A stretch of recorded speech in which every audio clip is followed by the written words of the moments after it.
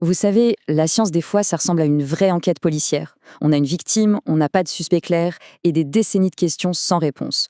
Aujourd'hui, on va justement décortiquer la résolution d'une énigme qui a tourmenté toute une industrie pendant un demi-siècle. Alors c'est parti. Le mystère en question, c'est une maladie qui coûtait une fortune, connue sous le nom d'avortement épizootique bovin, ou plus simplement l'avortement des contreforts. Imaginez un peu l'impact économique. Pour les éleveurs de l'ouest des États-Unis, c'était une catastrophe. Pendant plus de 50 ans, cette maladie, c'était la raison principale pour laquelle ils perdaient leurs veaux. Ça créait une incertitude et des difficultés financières énormes. Et regardez-moi cet écart, c'est juste énorme. La maladie est identifiée dans les années 50, mais il faut attendre le 21e siècle pour que les scientifiques aient enfin une piste sérieuse. 50 ans. 50 ans de recherche, d'hypothèses et surtout d'impasse. Cette citation d'une étude de 2016, elle résume tout. C'est la frustration à l'état pur. Le problème, c'était pas que personne ne cherchait, non. C'est que le coupable était incroyablement doué pour se cacher. Bon, on passe à la deuxième partie, déchiffrer le code bactérien.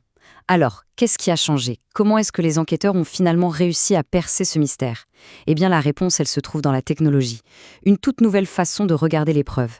Et c'est là que tout bascule. En 2005, les enquêteurs tombent sur un indice caché dans les gènes des animaux malades. L'enquête prend une tournure complètement moderne. Au lieu de chercher un microbe visible au microscope, les scientifiques se sont tournés vers l'ADN. L'idée, c'était de chercher une signature génétique qui n'avait rien à faire là. Et l'outil qui va tout changer, le voici, le gène ARNR16S. Pour faire simple, ça fonctionne comme une sorte de code-barre génétique pour les bactéries.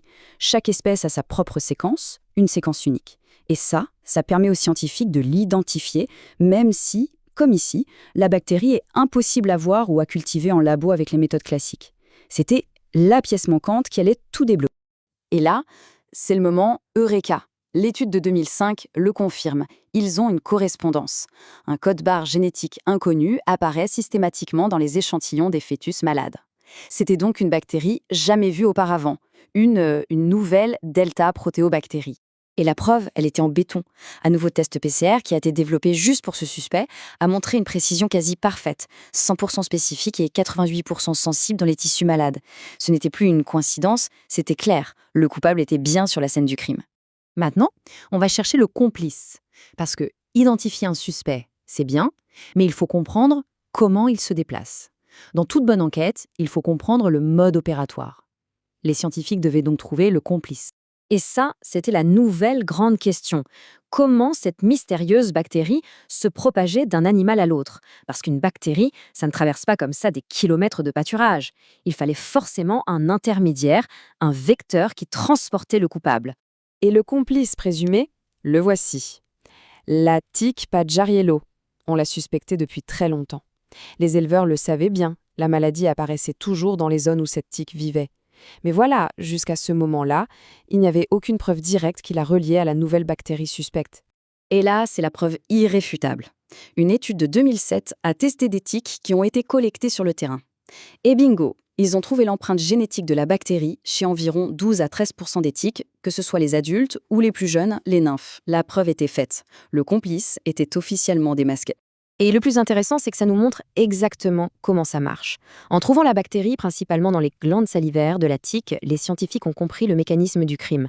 C'est simple. Quand la tique mord une vache, elle injecte sa salive et, avec elle, la bactérie mortelle. Allez, on arrive à la fin de l'enquête.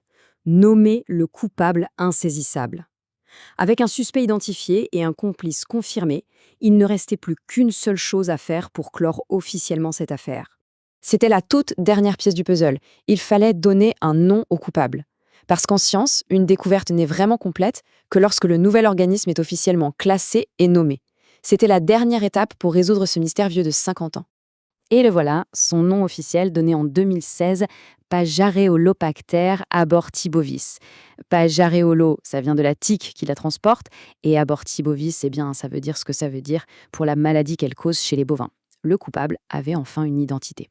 Mais ce n'est pas tout. L'analyse génétique a révélé quelque chose d'encore plus fascinant. Son plus proche parent connu, c'est une autre bactérie.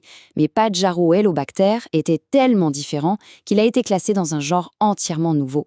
Ce n'était pas juste une nouvelle espèce, non, c'était une toute nouvelle branche sur l'arbre de la vie bactérienne. Incroyable.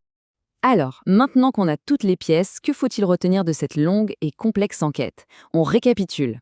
Bon, les points clés à retenir. Premièrement, un mystère de 50 ans est enfin résolu. Deuxièmement, la clé du succès, ça a été la technologie génétique moderne qui a permis de trouver un coupable qui était invisible jusqu'alors. Troisièmement, on a formellement identifié son complice, la tique Pajaroello.